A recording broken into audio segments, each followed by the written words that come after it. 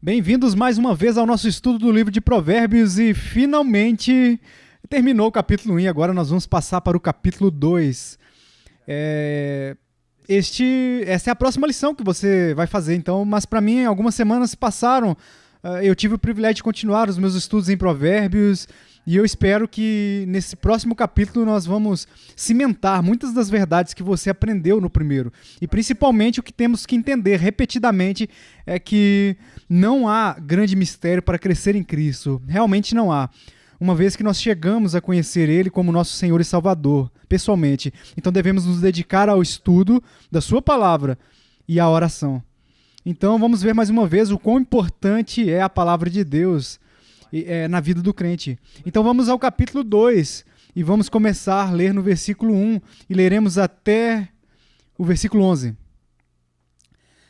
Filho meu, se aceitares as minhas palavras e esconderes contigo os meus mandamentos, para fazeres atento à sabedoria o teu ouvido e para inclinares o coração ao entendimento, e se clamares por inteligência e por entendimento alçares a voz, se buscares a sabedoria, como a prata e como a tesouros escondidos a procurares, então entenderás o temor do Senhor e acharás o conhecimento de Deus. Porque o Senhor dá sabedoria e da sua boca vem a inteligência e o entendimento. Ele reserva a verdadeira sabedoria para os retos e é escudo para os que caminham na sinceridade, guarda as veredas do juízo e conserva o caminho dos seus santos. Então entenderás justiça, juízo e equidade e todas as boas veredas, porquanto a sabedoria entrará no teu coração e o conhecimento será agradável à tua alma. O bom siso te guardará e a inteligência te conservará. Vamos ao Senhor em oração. Pai, muito obrigado por sua palavra. Ó Senhor, nem imaginamos viver a vida cristã sem porções diárias da sua escritura, sem a sua sabedoria. Senhor, se fôssemos abandonados sozinhos, seríamos como um navio perdido, sem um leme. Por favor, nos ajude a entender sua palavra, para que nós possamos ser sábios, para que possamos ser uma bênção para aqueles que nos rodeiam. Mas o mais importante é que possamos honrar o seu Filho, que o Senhor que deu a sua vida, para que possamos conhecer o Senhor. Nos ajude agora a ensinar, me ajude agora a ensinar e também a entendermos, em nome de Jesus. Amém. Bem, mais uma vez, é um tremendo privilégio eu estar aqui com vocês jovens e trabalhar com esse livro. E eu quero que vocês saibam que eu não estou sobrecarregado, eu só estou ensinando isso porque é algo que eu decidi fazer, mas eu não estou sobrecarregado por vocês. Vivemos em um tempo muito estranho, vivemos em um mundo cheio de emoção e cheio de propaganda. Há verdade, mas também existem muitas mentiras. E quando eu olho para a sua geração, a geração que está vindo, eu pergunto como posso ajudá-los, o que eu posso fazer. Eu percebi que de fato não é nada de extraordinário que eu devo fazer. Eu devo fazer o que sempre deve ser feito. Devo dar prioridade ao que é primeiro nas Escrituras. Eu devo ensinar o Evangelho, que é a salvação, a reconciliação com Deus. Só isso é possível por intermédio da fé em Jesus Cristo. E quando o conhecemos, devemos treinar nossas mentes para a sabedoria, que nós devemos cultivar a mente de Cristo. Precisamos aprender a discernir a diferença entre o erro e a razão da verdade. E é algo muito menor do que a razão tratado aqui ali por emoção, propaganda e erro. Então, um dos melhores jeitos de aprender a usar a mente é renovando a mente na palavra de Deus. E isso é que nós vamos fazer e vamos começar no versículo 1. Filho meu, se aceitares as minhas palavras e esconderes contigo os meus mandamentos... Agora, antes de mais nada, como jovem, pode ser difícil para você entender isso, mas eu sei que você tem amigos, eu sei que você se importa com eles profundamente, eu sei que existem outras pessoas com quem você tem relacionamento. Mas quando você é pai ou mãe, você tem filhos, eles são o seu coração, você quer tanto por eles, que você quer o melhor para eles, que você quer uma vida uma vida boa para eles, é melhor do que você quer o melhor para eles do que você mesmo já experimentou. E isso é muito importante entender, que quando um pai é sincero e piedoso, um pai que clama por você e diz: ó filho, me escute, ele faz isso para o seu próprio bem, especialmente quando esse pai é Deus. Deus não se deleita na morte dos ímpios. Ele não se alegra com as grandes tragédias.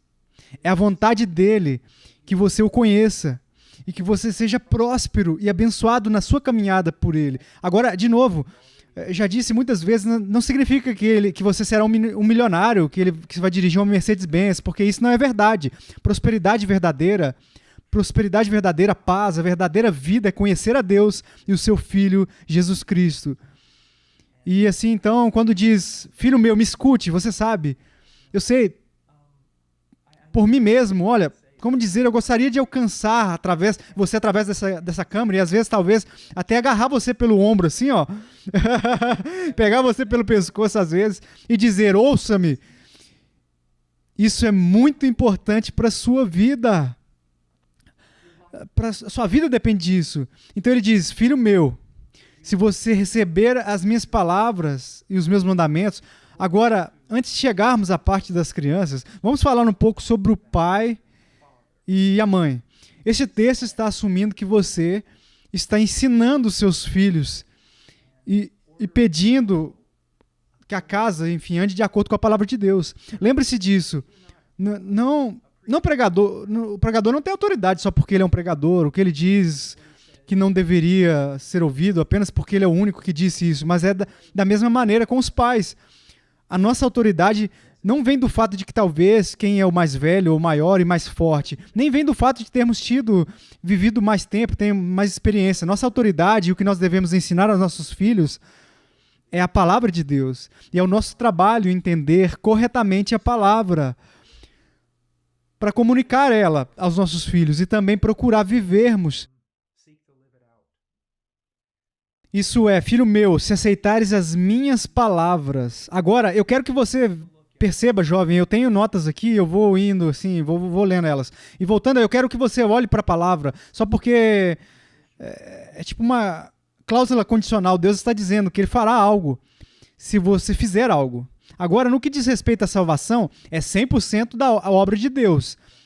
Se você estiver justificado diante de Deus, se você tem um relacionamento correto com Deus, é 100% através da obra da pessoa de Jesus Cristo. Mas quando nós nos tornamos cristãos, tendo recebido Cristo pela fé, mesmo que Deus esteja trabalhando, nós também somos chamados para responder. E na medida em que nós respondemos, nós vamos crescer. Deixa eu dar um exemplo. Se o seu pai te disser: eu quero que você faça 100 flexões por dia para você ficar um pouco mais forte, e você faz apenas 2 flexões por dia, você provavelmente não vai ficar mais forte. E é da mesma maneira quando Deus define diante de nós a sua palavra e diz: estude. Quando Ele nos chama para a oração, bem, vamos ter sucesso e vamos crescer na medida em que nós nos dedicarmos à palavra e nos dedicarmos à oração. Então Ele diz: se você aceitar as minhas palavras, se você valorizar as minhas palavras dentro de você, existem coisas que você deve fazer. Você precisa fazer. Não há como você sabe, olha, em torno dele você tem uma responsabilidade. Quando você cumpre essa responsabilidade, você verá muito mais progresso nas coisas de Deus. Agora, a palavra que ele diz: se você receber as minhas palavras, significa que se você as tomar na mão. Ele não está falando apenas superficialmente: sim, pai, eu ouço o Senhor, ok, então parece que eu estou prestando atenção, mas na verdade é para levar, para tornar para você. A palavra às vezes é usada para levar consigo. Então, não é apenas ouvir inicialmente a palavra de Deus, ou ouvir o seu pai, ou ouvir o pregador quando ele está pregando, mas é preciso, necessário, essas palavras são necessárias. Se forem verdadeiras, você precisa tomar elas como suas e carregar elas junto com você. Então ele usa a palavra receber, aceitar, mas então ele usa a palavra tesouro. Filho meu, se você receber minhas palavras e valorizar os meus mandamentos, esconder contigo, valorizar. Ouça, jovens, não há nada de mais valor neste planeta do que a palavra de Deus. E simplesmente ouvir ela e não se importar ou ser apático quando você lê ela, não é uma resposta apropriada para recebê-la. Para receber esse tesouro. Anos atrás eu vi um filme de um grupo de pessoas tribais, que depois de muitos e muitos anos, décadas, sem ter uma Bíblia, os tradutores finalmente finalizaram a Bíblia para eles, e se você pudesse ter visto a resposta daquelas pessoas, eles estavam correndo em direção à pessoa que estava distribuindo as Bíblias, elas estavam pegando a Bíblia para elas, estavam segurando ela perto assim, do peito, abraçando, elas estavam chorando, elas estavam rindo, eles estavam tão alegres, eles estavam dançando, eles estavam saudando um ao outro, eles estavam fora de si, de tanta alegria. E isso é algo do jeito que... Essa é a nossa resposta. A nossa resposta deveria ser assim. Não devemos apenas receber e aceitar, mas devemos valorizar. É um presente, guardar para nós. É um presente. A quem muito é dado, muito será cobrado. Você sabe, aqui na Hot Cry, estamos constantemente olhando para as pessoas, grupos que não conhecem o Evangelho, que não têm Bíblia no lugar deles, que eles vivem. Às vezes você sabe, quando eu estou cansado e não quero estudar as Escrituras, eu penso naqueles crentes que não têm uma Bíblia, ou talvez eles apenas não tenham sequer o livro de Marcos, ou talvez eles tenham apenas um pequeno catecismo com alguns versículos avulsos, porque a Bíblia não foi traduzida para o idioma deles. E eu acredito que o presente foi dado para mim. E por isso eu quero receber esse presente, eu quero valorizar, eu não quero apenas pegar e soltar assim, mas eu quero carregar comigo durante todo o dia. E esse é o ponto, não é? Às vezes, quando falamos de ter um tempo a sós, em paz, você sabe, eu tive um tempo a sós, quieto, você gastou tempo na palavra de Deus, você gastou tempo, é quase como tirar a Bíblia do armário, ler e depois colocar de volta para o resto do dia. Não é isso que nós deveríamos estar fazendo. Nós devemos estudar a palavra de Deus, para que possamos memorizar ela também, meditar sobre isso, e levar junto conosco, e pensar sobre isso. E quando nós temos que tomar decisões na nossa vida, decisões diárias, no fundo da nossa mente, o que nós devemos fazer está de acordo com as Escrituras. Há um belo versículo, nós tocamos nele algumas vezes, está no livro de Salmos, Salmo 119, versículo 11. Guardo no coração as tuas palavras. Eu aprecio no meu coração. Você pode dizer às vezes, eu posso lamentar, eu fico triste, eu lamento, é uma palavra grande para a tristeza, mas eu estou triste com os momentos em que não valorizo, mas valorizar a sua palavra no meu coração, carregar ela comigo como uma coisa mais preciosa. E ele diz, eu valorizei ela para não pecar contra ti. Uma das maneiras mais poderosas de vencer o pecado é guardar a palavra de Deus estimada nos nossos corações. Essa é uma afirmação muito positiva, não é? Valorizei, guardei a tua palavra no meu coração para não pecar contra ti. Mas depois nós podemos dar a volta à sua palavra, que eu não valorizei no meu coração, vamos ver o lado oposto, e eu posso pecar contra o Senhor. Pessoas que valorizam a palavra de Deus nos seus corações não pecam tanto quanto as pessoas que não se importam com os tesouros da palavra de Deus no seu coração. Agora você pode acenar com a cabeça e dizer, concordo, mas de que lado você está hoje? Não ontem. Eu não me importo com ontem. Hoje. Quanto você está estimando a palavra de Deus no seu coração hoje? Agora, ele diz, filho meu, se você fizer isso, se receber as minhas palavras, e se você valorizar os meus mandamentos, guardar dentro de você. Então ele continua no versículo 2, para fazeres atento à sabedoria o teu ouvido, e para inclinares o coração ao entendimento. Agora, olhe para o versículo 2, olhe ele com muito cuidado, isso é extremamente importante, porque até aqui acabamos de dizer algo que é meio que poético e romântico, devemos receber a palavra, que devemos valorizar ela no nosso coração, mas no versículo 2 temos o primeiro passo para fazer isso, quero dizer, de fato fazer isso, para que a palavra esteja no nosso coração. Ele diz, para fazeres atento à sabedoria, o teu ouvido, e para inclinares o coração ao entendimento. Faça o seu ouvido estar atento. Você sabe, quando alguém realmente quer ouvir, olha, você sabe se eles estão apáticos, se eles de fato querem ouvir. Eles apenas estarão sentados em volta, olhando em volta, e é isso. Mas quando eles realmente querem ouvir, eles se aproximam. Eles são como... Tipo, o que? Muitas vezes eu estou conversando com pessoas diferentes em todo o mundo e às vezes é uma situação muito primitiva e a internet não é muito boa e eu me encontro conversando com eles no Skype e eu estou perto da tela assim, ó. E eu chego meu ouvido perto desse jeito. Eu estou tentando com todas as minhas forças entender o que eles estão dizendo. Porque é importante que seja entendido. Isso significa o quê? Que você quer saber. Eu faço arco flechas longos e coisas assim, que aqui no monte que eu corto e faço. Bem, e eu ensino as pessoas e eu digo, olha, quando eu estou ensinando alguém a tirar com arco e flecha primitivo, eu digo, olha, quando você olhar para algo e você estiver apenas olhando, você meio que vai, assim, olha em volta, mas quando você de fato quer ver algo, você vai olhar assim, ó, e você vai se concentrar tudo naquele alvo, naquele lugar. E é isso que nós estamos falando. Quando o seu pai está te ensinando a palavra, sua mãe, quando o pregador está pregando, de fato, dar ouvidos, porque você sabe que é importante. E fazer isso ainda mais quando você percebe, cara, minha mente está começando a vagar. Então ele diz, olha, faça o seu ouvido atento. É uma maneira, então... A outra é inclinando o seu coração. Entendendo, assim, discernindo. A ideia aqui é estar literalmente esticando o seu coração. Ok? Se você quiser alcançar algo, você... Olha, eu tenho alguns livros aqui, eu estenderia a minha mão, Você já perdeu algo debaixo da cama? Ou perdeu algo debaixo de uma mesa?